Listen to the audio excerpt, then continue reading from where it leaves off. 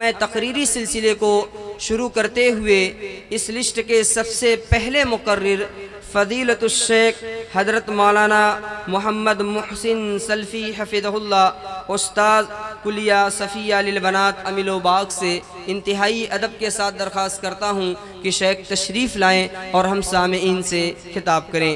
शेख मोहतरम की शख्सियत कोई मुहताज तारुफ नहीं, आप मौज़ा अमीलों के एक मुअक्कर आलिम दीन हैं। अल्लाह ताला आपकी जो भी काविश कोशिश है उन तमाम को कबूल फरमाए, आमीन। अल्हम्दुलिल्लाहि रब्बिल आलमीन वल आक़िबतु लिल मुत्तक़ीन वस्सलातु वस्सलामु अला अशरफिल अंबियाइ वल मुरसलीन वअला आलिहि व अस्हाबिहि अजमईन वमन तबिअहुम बिइहसानिन इला यौमिद्दीन। अम्मा बाद, फ़अऊज़ु बिल्लाहि मिनश शैतानिर रजीम, बिस्मिल्लाहिर रहमानिर रहीम। कुल हाज़िही सबीली अदऊ इलल्लाह अला बसीरतिन अना व मन इत्तबअनी व सुब्हानल्लाहि व मा अना मिनल मुशरिकीन। रब्बि इश्रह ली सदरी व यस्सिर ली अमरी वहलुल उक़दतम मिन लिसानी यफ़क़हू क़ौली। रब्बि इश्रह ली सदरी व यस्सिर ली अमरी वहलुल उक़दतम मिन लिसानी यफ़क़हू क़ौली। मोहतरम सामईन कराम, स्टेज पर तशरीफ़ फरमा जनाब सदर इजलास व दीगर उलमाए कराम,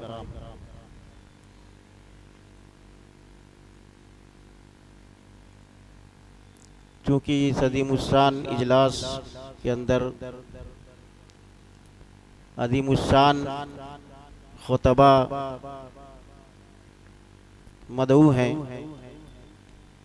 मैं इस प्रोग्राम के तकरीरी प्रोग्राम का एक तमहीद समझ लीजिए। चूँकि वक्त भी बहुत मुझे महदूद मिला है और अपने मुकर्ररा वक्त में एक पैगाम आप तक पहुंचाना चाहता हूं।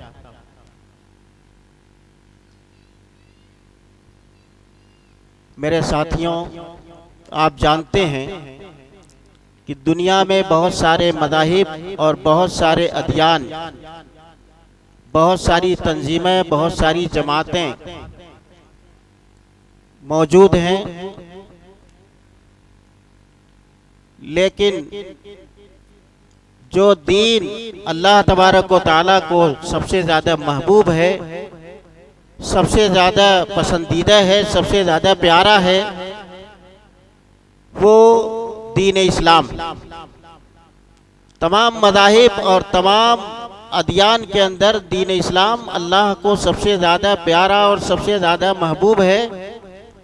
अल्लाह ने फरमाया इन्नद्दीन इंदल्लाहिल इस्लाम, अल्लाह के नज़दीक सबसे ज़्यादा पसंदीदा दीन दीन इस्लाम। और इस दीन की महबूबियत की इंतहा ये है कि अल्लाह ने फरमा दिया कि ये दीन जो मुझे सबसे ज़्यादा महबूब है, ये तरीक़ा मुझे जो सबसे ज़्यादा महबूब है, इस दीन के अलावा, इस तरीक़े के अलावा, इस मज़हब के अलावा अगर किसी ने कोई और दीन पर अमल करना शुरू कर दिया, कोई और तरीक़ा इख्तियार करना शुरू कर दिया, वमन यब्तग़ी गैरल इस्लाम दीनन फलन युक़बल मिन्हु, वो हरगिज़ हरगिज़ काबिल कबूल नहीं होगा।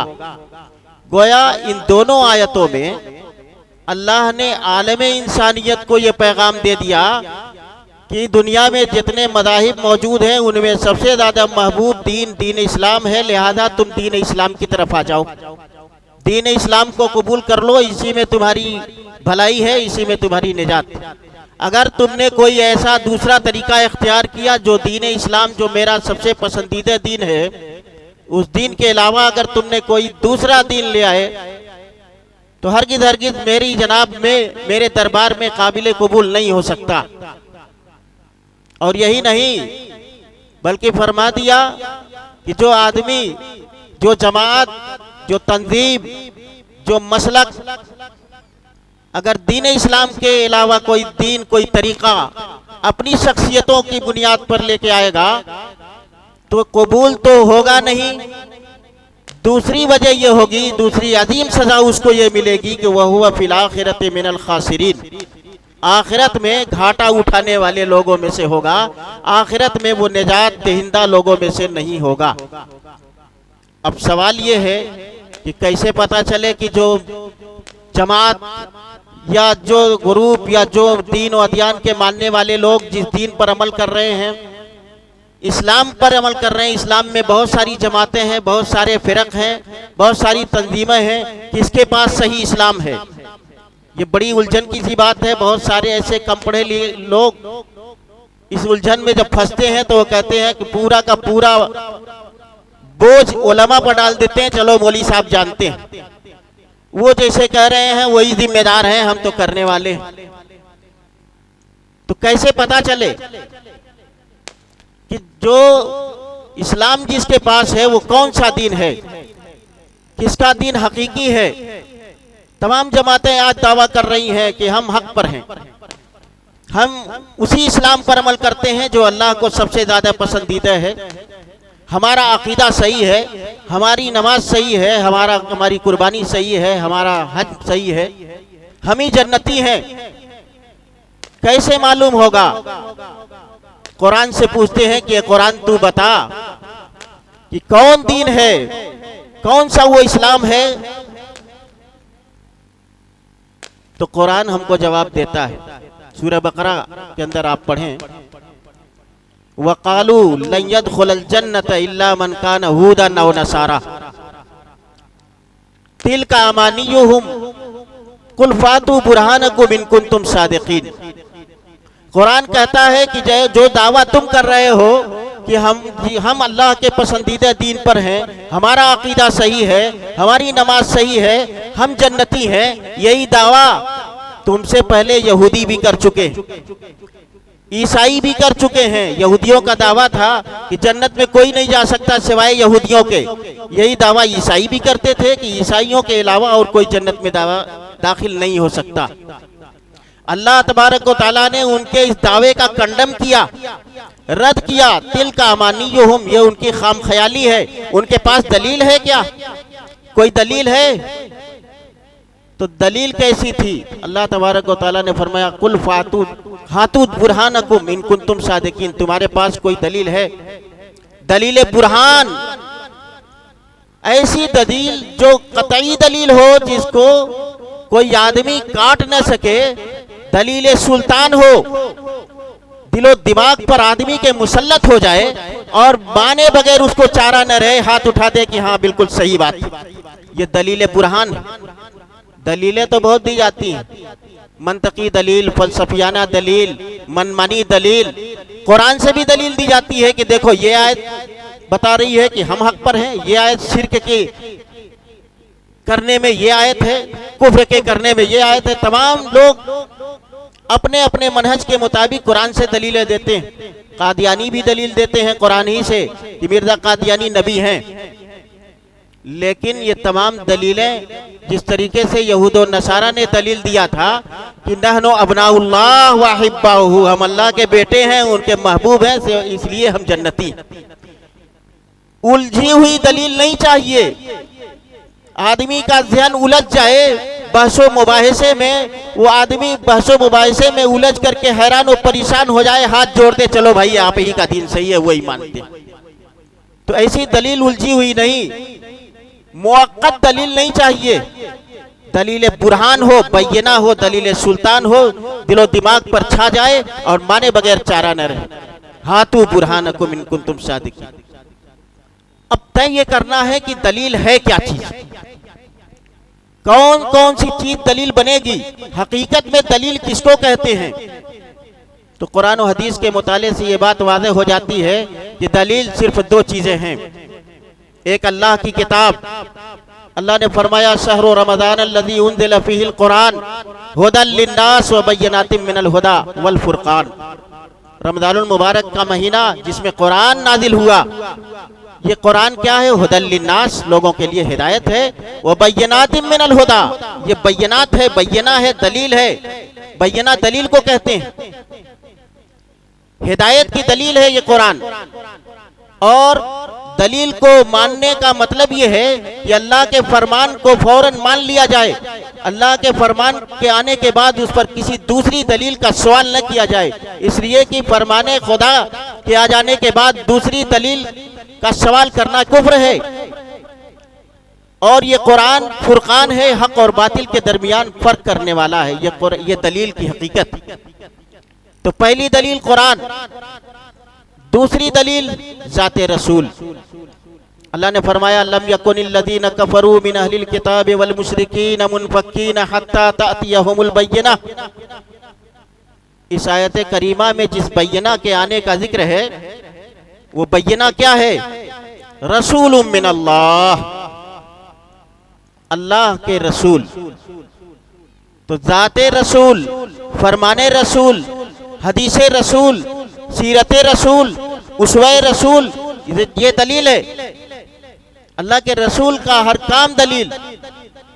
आपका उठना बैठना दलील, आपका सोना जागना दलील, आपका बोलना चालना दलील, आपका खुश होना दलील, आपका नाराज होना दलील, आपका खाना दलील, आपका पीना दलील, आपका गुस्सा होना दलील।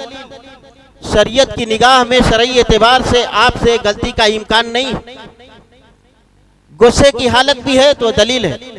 हजरत अब्दुल्ला बिन अम्र बिन आस रज़ी अल्लाह ताला अन्हु, वो कहते हैं कि मैं अल्लाह के नबी सल्लल्लाहु अलैहि वसल्लम की तमाम हदीसें लिखता था, हर हालत की हदीस लिखता था। साहबा ने टोक दिया कि तुम अल्लाह के रसूल सल्लल्लाहु अलैहि वसल्लम की हर हदीसों को लिखते हो।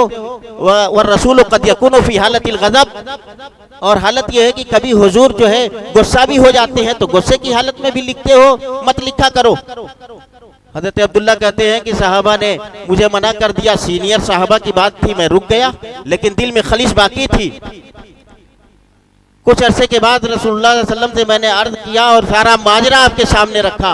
हुजूर ने फरमाया अब्दुल्ला उक्तुब, ए अब्दुल्ला सब कुछ लिखो, खुशी की हालत की भी हदीस लिखो, गुस्से की हालत की भी हदीस लिखो, तमाम चीजें लिखो। वल्लज़ी नफ्सी बियदिही, कसम है उस जाते बाप की जिसके हाथ में मेरी जान है। ला याती इल्ला बिहक़्क़िन, मेरी जुबान से जो कुछ लफ्ज़ अदा होता है किसी भी हालत में हो, हक के सिवा मेरी जुबान से कोई बात नहीं निकलती। ये अल्लाह के रसूल सल्लल्लाहु अलैहि वसल्लम की हकीकत, आपका दलील होना। और इसी तरीके से आपका हर फरमान अपनी ख्वाहिशात के मुताबिक नहीं होता। आपका फरमूदा अल्लाह का फरमूदा होता है, आपका बयान अल्लाह का बयान होता है। वमा यंतिक़ु अनिल हवा इन हुवा इल्ला वह्युन यूहा, कोई भी बात आपकी जुबान से निकलती है वो अल्लाह तबारक व तआला की तरफ से वही होती है। वमन युतिर रसूल फ़क़द अता अल्लाह, जो रसूल की इताअत करेगा उसने अल्लाह की इताअत कर ली। ये आपका मकाम है। और फरमाया गया रसूलुल्लाह सल्लल्लाहु अलैहि वसल्लम की जात ये दलील है और फुरकान भी। हक और बातिल के दरमियान जिस तरीके से कुरान फर्क करने वाला है, उसी तरीके से रसूलुल्लाह सल्लल्लाहु अलैहि वसल्लम की जात भी फर्क करने वाली है। बुखारी शरीफ की रिवायत है और किताबुल इत्तिसाम में इमाम बुखारी रहमतुल्लाह अलैह ने यह हदीस जिक्र की है। अल्लाह के नबी सल्लल्लाहु अलैहि वसल्लम घर में सो रहे थे। अल्लाह तबारक व तआला ने आपकी शान और आपका मकाम वादा करने के लिए फरिश्तों को भेजा। कुछ फरिश्तों ने कहा कि यही साहब हैं, इनकी तो बहुत बड़ी शान है लेकिन सो रहे हैं। दूसरों ने कहा कि सो नहीं रहे हैं, इनकी आंख सो रही है, दिल जाग रहा है। बहरहाल फरिश्तों ने कहा कि इनकी एक मिसाल है। कहा गया बयान करो, तो मिसाल बयान की फरिश्तों ने। मसलहु का मसल रजलिन बना दारन, इनकी मिसाल ऐसे है कि जैसे कोई आदमी कोई मकान बनाए।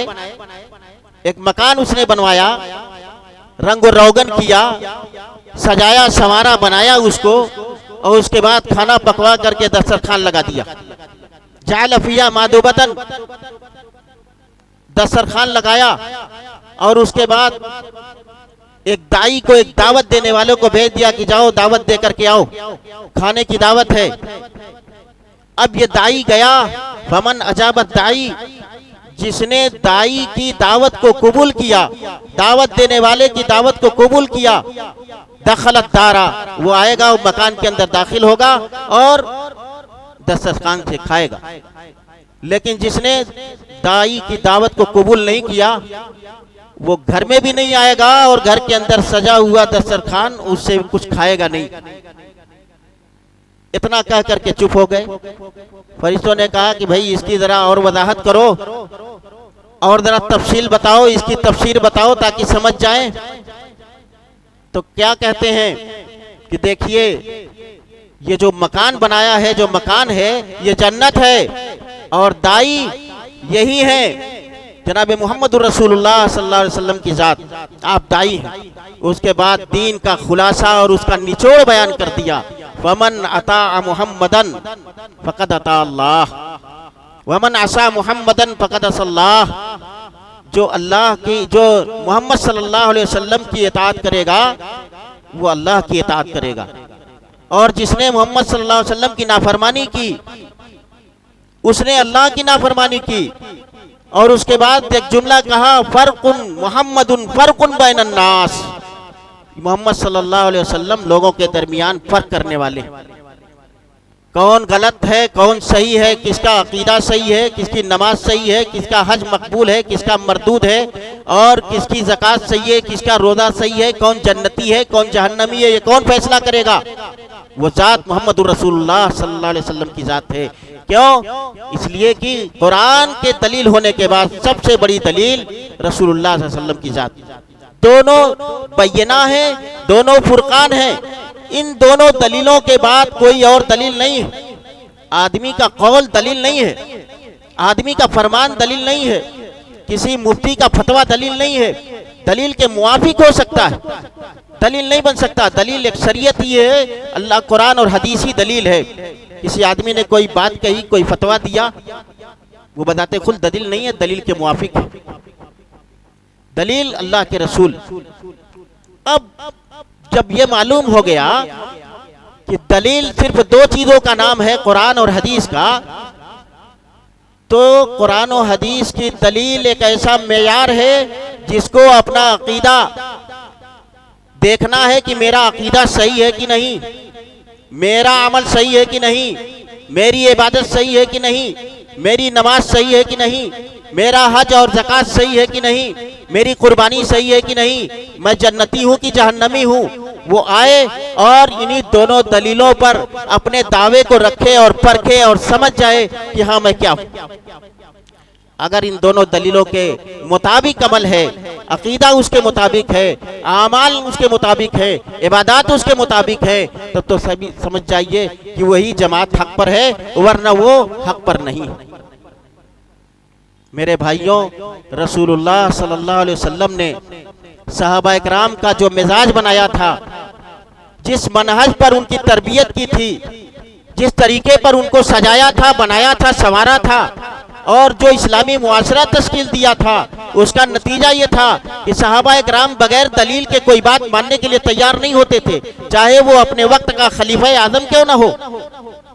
बगैर दलील के सहाबा इकराम की जुबान से हरकत और जुम्बिश नहीं होती थी। दलील है तो ठीक है, वरना नहीं, एतराज हो जाता था।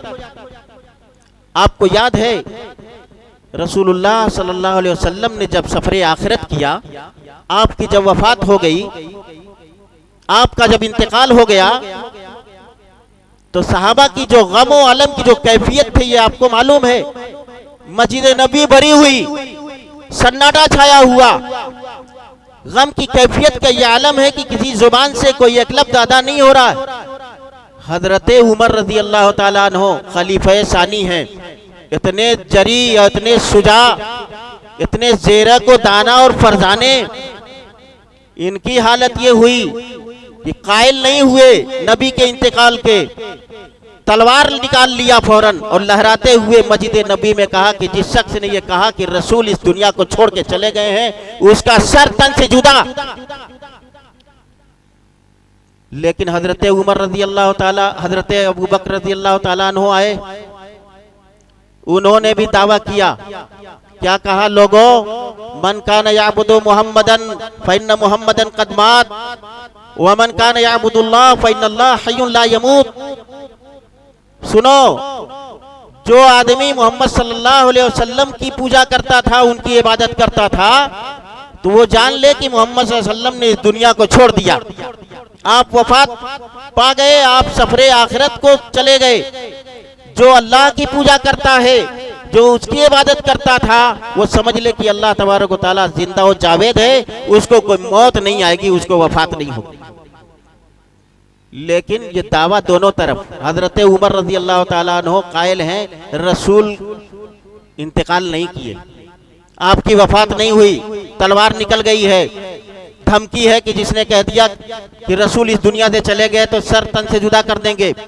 एक तरफ दावा ये है, दूसरी तरफ हजरत अबू बकर रज़ी अल्लाह ताला अन्हु का दावा है कि नहीं, आप दुनिया छोड़ गए, आप वफात पा गए। दलील किसी के पास नहीं है, इसीलिए सहाबा इकराम रिज़वानुल्लाह अलैहिम अजमईन खामोश हैं, बिल्कुल सन्नाटा छाया हुआ है, दलील के मोहताज है। दलील ले आओ तब मानेंगे। खलीफे अव्वल और खलीफे सानी फजीलतों का पहाड़ लिए हुए हैं।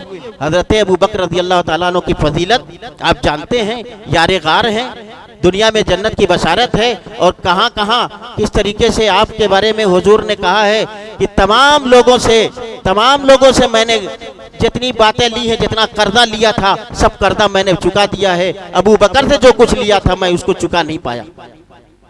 और जब जिस आदमी पर भी मैंने इस्लाम पेश किया, हर आदमी के दिल के अंदर जर्रा बराबर कुछ न कुछ तशवीश रही। अबू बकर के सामने मैंने इस्लाम रखा, बेला झिझक के, बेला तशवीश के उसने कबूल कर लिया।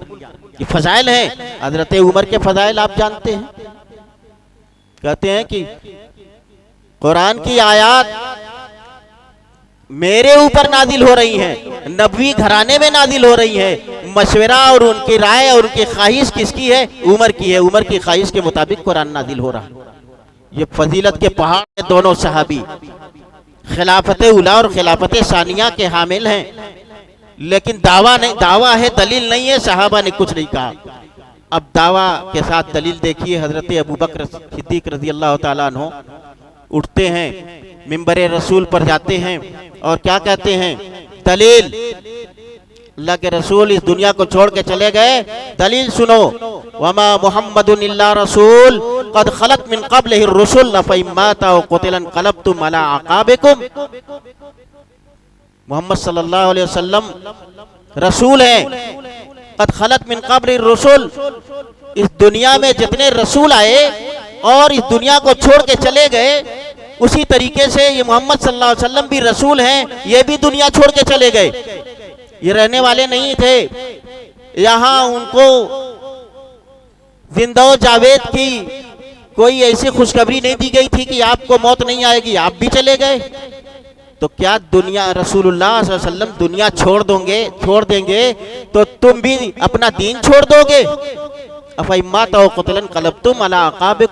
वो दुनिया से चले जाएं या उनको शहीद कर दिया जाए, कत्ल कर दिया जाए, तो क्या तुम दीन से वापस हो जाओगे? उसके बाद फरमाया इन्नका मय्यतुन व इन्नहुम मय्यतून, आपको भी मौत आएगी और दूसरे लोगों को भी मौत आएगी। और फरमाया कुल्लु मन अलैहा फान व यबका वजहु रब्बिका जुल जलाली वल इकराम, हर चीज को फना है, बाकी सिर्फ एक वहदहु ला शरीक की जात रहेगी। दलाइल देना शुरू किया तो सहाबा इकराम रिज़वानुल्लाह अलैहिम अजमईन के हैरानो परेशानी का आलम यह था कि वो कहने लगे कि हमको गमों की ताब न ला करके, हमको हमारे ज़हन से ये आयतें बिल्कुल जैसे थी ही नहीं, ये आयतें लगता है कि आज ही नाजिल हुई हैं। मान गए कि हाँ, जो दलील है वो कुरान के मुताबिक, हदीस के मुताबिक है, अल्लाह के रसूल सल्लल्लाहु अलैहि वसल्लम इस दुनिया से चलेंगे। तो ये मिजाज था सहाबा इकराम रिज़वानुल्लाह अलैहिम अजमईन का, बगैर दलील के, बगैर बय्यना के कोई बात नहीं मानते थे। बहुत सारे मिसाल हैं, बहुत सारे वाकयात हैं। उनका मिजाज ये था कि दलील दीजिए, दलील लीजिए, दलील मांगिए और दलील मानिए। यही मिजाज होना चाहिए हर मुसलमान का। अल्हम्दुलिल्लाह जमात अहले हदीस का यही मिजाज है। सहाबा का मिजाज भी यही था। क्यों? ये जानते थे कि अल्लाह की आदत भी यही है, रसूलुल्लाह की सुन्नत भी यही है। और आपके बाद आने वाले ताबईन, तबे ताबईन, मुहद्दिसीन, अइम्मे मुज्तहिदीन, इमामाने दीन, उलमाए दीन, सबका मिजाज यही था। और जमात अहले हदीस का भी मिजाज यही है कि दलील, बगैर दलील के कोई बात हम नहीं मानेंगे, बगैर बय्यना के कोई बात नहीं मानेंगे, चाहे वो अपने वक्त का कितना बड़ा आलिम क्यों न हो। यही मिजाज सबका होना चाहिए। अब दलील आ जाने के बाद हमारा तरीक़ेकार क्या होगा, हमारा शैबा क्या होना चाहिए, ये भी हम कुरान से पूछेंगे कि कुरान तू बता, हमारे पास दलील आ गई, बय्यना आ गई, कुरान और हदीस की तमाम बातें आ गई, हम क्या करें, कौन सी दलील? तो कुरान कहता है, वाकया देखिए, हजरत मूसा अलैहिस्सलाम और फिरौन के जादूगरों का मुकाबिला जब हुआ, कई सूरतों में अल्लाह तबारक व तआला ने बड़ी तफसील से बयान किया है, सूरत ताहा में और ज़्यादा तफसील है। वो वाकया आप अपनी नज़र में रखें। फिरौन ने हजरत मूसा से मुकाबिला करने के लिए जादूगरों को बुलाया, बड़े बड़े जादूगरों को बुलाया। मुकाबिला शुरू हुआ, जादूगरों ने अपनी रस्सियां फेंकी और जादू के असर से वो रस्सियां सांप बन गई, पूरी वादी सांप से भर गई। उसके बाद हजरत मूसा को हुक्म हुआ, है मूसा तुम्हारे हाथ में जो लाठी है, जो आशा है, उसको भी जमीन पे रख दो, जमीन पे डाल दो। हजरत मूसा ने अपनी लाठी को जमीन पे रखा तो अजदहा बन गई और जितने जादूगरों के बनाए हुए सांप थे सबको निगल गई। अब ये देख करके जादूगरों के हवास बागता, वो समझ गए कि ये जादुई मामला नहीं है, ये तो खुदाई मामला है। फौरन ईमान कबूल कर लिया, मूसा और उनके रब पर ईमान कबूल कर लिया। जाहिर बात है जादूगरों को बुलाया था फिरौन ने, अपने वक्त का जाबिर व जालिम बादशाह, अना रब्बुकुमुल आला का दावा करने वाला, खुले मजमे में उसकी शिकस्त हो गई, गवारा नहीं हुआ उसको। उसने गुस्से में आकर के सजा तजवीज कर दी। मिस्र की सबसे खतरनाक सजा उस वक्त ये थी कि मुखालिफ समतों से दाएं हाथ को बाएं पैर को कटवा दो इनको, और कटवा करके तड़पाओ और फिर इनको सूली दे दो। ये इस सजा को जब ललकारा गया, ये सजा जब तजवीज हुई तो जादूगरों ने कहा कबूल है हमको, तुम मिस्र के बादशाह हो तो होगे, तुम्हारी भारी भरकम शख्सियत हो तो हो, तुम अना रब्बुकुमुल आला के दावेदार हो तो हो, हमारा क्या बिगाड़ सकते हो? हमारे पास दलील आ गई है, दलील के सामने हम बड़ी से बड़ी शख्सियतों को परवाह में नहीं करते, खातिर में नहीं लाते। हम दलील आ गई हमारे पास, हम उस दलील पर कायम। अब इस वाक़ये से ये बात पता चलती है कि दलील और शख्सियत का जब मुकाबिला हो तो दलील को ले लिया जाए, शख्सियत को छोड़ दिया जाए। बड़ी से बड़ी दलील शख्सियतें आपके सामने मौजूद हों, कुरान और हदीस की दलील आ गई, उसको ले लीजिए।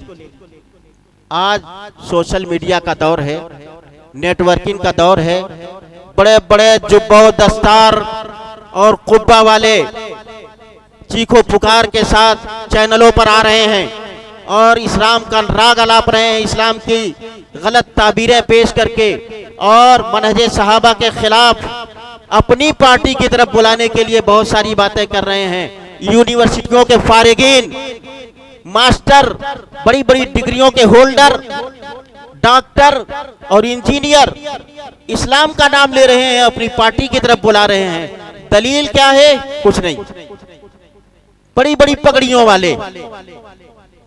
अब हमारा तरीका ये होना चाहिए कि तुम्हारी डिग्री एक तरफ, दलील हमारी एक तरफ, हम दलील को लेंगे, तुम्हारी डिग्रियों से हम जो है मुतासिर नहीं होने वाले, मरूब नहीं होने वाले। जमात अहले हदीस का यही मिजाज है, यही सेवा है कि दलील के मुकाबले में शख्सियत का एतबार नहीं। बड़ी से बड़ी बातें कर लो, दलील के बगैर है, कुरान और हदीस की दलील नहीं है तो उसको कचरा समझते हैं, कचरा। अब इस बारे में हम कुछ भी इस तरीके की परवाह नहीं करते कि तुम जो है मिस्र पास हो कि अफ्रीका पास हो, कहां के पास हो, अमेरिका के पास हो, इराक के पास हो कि बगदाद के पास हो, मक्का और मदीना के पास हो, देवबंद पास हो, बरेली पास हो, कोई परवाह नहीं है। तुम्हारी शख्सियत कितनी भारी भरकम है, तुम्हारा जुब्बा और कुब्बा और उसका रंग लाल है कि पीला है, सफेद है कि काला है, तुम्हारी पगड़ी और तुम्हारा अमामा कितने मीटर का है, 12 मीटर का है कि 18 मीटर का है, तुम्हारी आवाज कितनी खूबसूरत है, तुम्हारी चीखो पुकार हाथियों जैसी है। नहीं, दलील के मुकाबले में अगर तुम्हारी शख्सियत आ गई तो हम शख्सियत को नहीं देखेंगे। बगैर दलील बात करोगे तो हम तुम्हें कचरा समझेंगे। और कचरा जिस तरीके से स्वीपर के हाथ में झाड़ू होता है, झाड़ू से वो झाड़ू लगा करके सफाई कर देता है कचरा, उसी तरीके से हम कचरा समझते हैं, कचरा साफ कर देंगे। अल्लाह का शुक्र है कि हमारे उलमाए अहले हदीस को अल्लाह तबारक व तआला ने अपने दीन का स्वीपर बनाया है। स्वीपर के हाथ में झाड़ू है, दलील के अलावा कोई भी बात आएगी, चाहे वो कितनी खूबसूरत हो, भारी भरकम शख्सियत के साथ हो, वो कचरा में चली जाएगी, उसकी सफाई कर दी जाएगी, चुनाई नहीं की जाएगी। यही दावत है इस्लाम की, और यही दावत है अल्लाह की, यही दावत है रसूलुल्लाह की, यही सहाबा का मनहज रहा और सहाबा के बाद आने वाले लोगों का रहा, यही जमात अहले हदीस का मनहज है, यही तरीका है। कुल हाज़िही सबीली, कह दीजिए नबी पाक सल्लल्लाहु अलैहि वसल्लम, कुल हाज़िही सबीली, यही मेरा रास्ता है। अदऊ इल्लाह, अल्लाह की तरफ दावत देता हूँ, अल्लाह के दीन की तरफ दावत देता हूँ। अला बसीरतिन अला हुज्जतिन वाज़िहतिन, मेरे पास दलील है, हुज्जत है, बैना है, दलील बुरहान है, दलील सुल्तान है। दलील के बगैर मैं कोई बात नहीं करता। सुबहान अल्लाह, मैं बुलाता हूँ और मेरे मुत्तबईन बुलाते। रसूलुल्लाह की दावत भी वही, सहाबा किराम की दावत भी वही। अल्लाह पाक है, वमा अना मिनल मुशरिकीन, मैं मुशरिकों में से नहीं हूँ। करम तेरा कि बेजौहर नहीं मैं, करम तेरा कि बेजौहर नहीं मैं, गुलामे तगरलो संजर नहीं मैं। जहां बीनी मेरी फितरत है लेकिन, जहां बीनी मेरी फितरत है लेकिन, किसी जमशेद का सागर नहीं मैं। वमा अलैना इल्लल बलाग, व आखिरु दावाना अल्हम्दुलिल्लाहि रब्बिल आलमीन।